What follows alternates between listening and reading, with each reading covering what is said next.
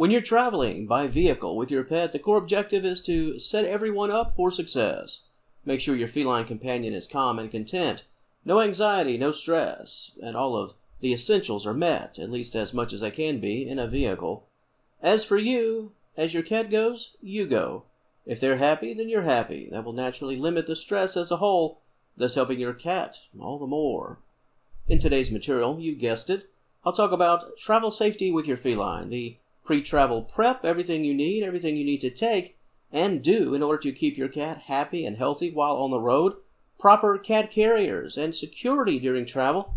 And I'll also talk about those pit stops, the importance of fresh air and allowing your cat, if possible, to have a bit of a break in the action, making your pet feel comfortable, making them feel safe, carving out a little piece of home on 4 wheels. That's the objective in our subject matter today. Interesting topic and hopefully a very helpful one. I've got you covered. Stay tuned.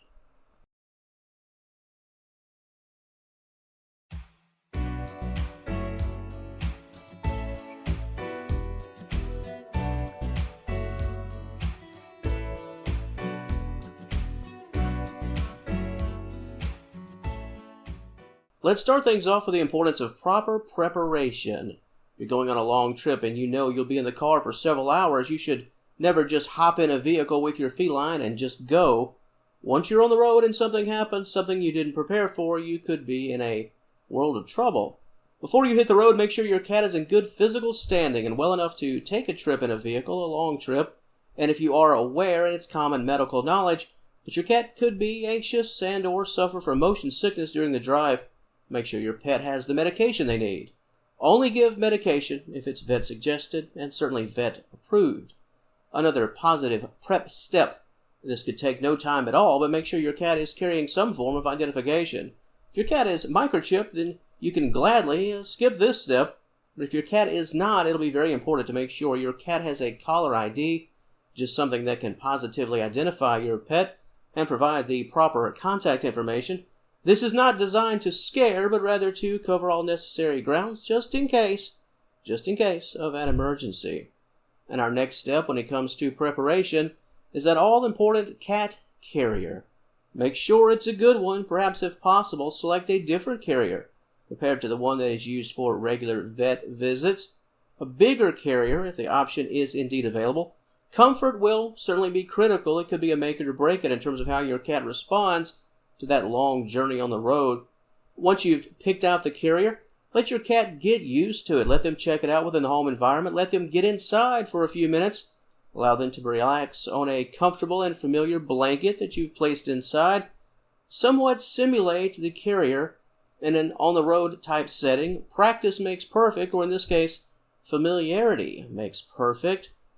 Something as basic as becoming besties with the carrier could prove to be invaluable once that travel day does arrive. And as a side note, a very important side note at that, place the carrier in your vehicle, in your car, the vehicle of travel during this prep step. Find the best location, the most secure location in the vehicle. Spot where the carrier won't tilt or become compromised in any way. Make sure the seat itself can properly accommodate the carrier and make minor adjustments if they are needed. And the final step of preparation that I want to talk about today involves packing. In the same way that you'd pack your suitcase and other bags for a trip, you need to make sure your cat's bags are also packed. Plenty of fresh food and water, a proper bowl, a portable bowl or bowls in this case. Select smaller bowls that are more designed for life on the road, and don't forget that litter. Not only the litter, but also a box. Something small and portable, and supplies. Don't forget those litter supplies. This will make your life a lot easier during the trip. A bit earlier I mentioned blankets. This will be important for the carrier. And also include familiar toys if they can be accommodated. The goal here, if you can really swing it, is to create and establish a home inside of your vehicle. Your cat not only has all of the essentials, but many of the same pleasures, then you've got a house on wheels, even if that house comes in the form of a 4-door sedan or an SUV. Now let's turn our attention to the vehicle itself. You're all packed and ready to go, but let's make the final decision on that vehicle. Speaking of sedan or SUV, which one is it? Car? Truck? What's the game plan? Now I do realize that if you only have one car, that will be the one you are selecting, but if you have multiple vehicles, you've got some choices, you've got some options. For example, the SUV will likely work better than something smaller and more compact. I'm a sports car guy, but I'm certainly not traveling for 3 hours in a Ford Mustang with my cat. Just saying. All of the above, most everything that I've mentioned thus far, it will all come together in a very positive way if you travel in the right vehicle for the job. Think of your automobile as that cherry of the comfort sundae when it comes to your pet.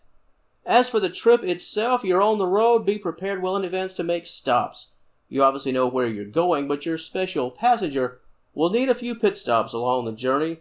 Pull off in a rest area or other pet-friendly area. Give your cat some time out of the vehicle. Does your cat enjoy walking on a leash? If the answer is indeed yes, then this will be the perfect time. Give your cat some food, some water. Allow them to use the restroom. This is where all that packing of all those essentials will come in handy.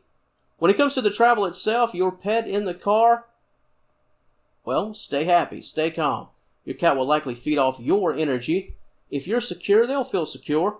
Here again, it's home only on wheels. You want your cat to think of it that way and feel the same comfort they would feel under your roof. And once again, anxiety and motion sickness, as I mentioned during the vet prep section of this video, if your cat does need medication, either administer it right before leaving or take advantage of the scheduled stops. One of the stops, your vet will likely give you tips when it comes to giving the medication. And speaking of issues of the stress variety, if your cat gets a bit on edge due to loud and unfamiliar noises, big trucks on the interstate, what have you, if things become overwhelming, if the trip itself starts to get the best of your cat just because of the length of the trip, gently cover that cat carrier with a towel or a blanket.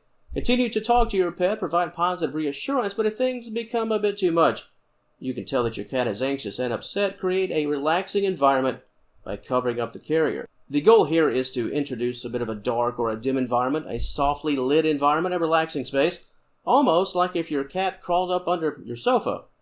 With respect to other suggestions and pieces of advice when it comes to safe travels with the family cat, introduce multiple people to this journey. Have a travel party rather than attempting to do it all on your own. There is strength in numbers. I mentioned it quite often, and long road travel is a great example. And hey, if multiple folks were coming along anyway, regardless, cat or no cat, then this piece of advice will naturally just take care of itself.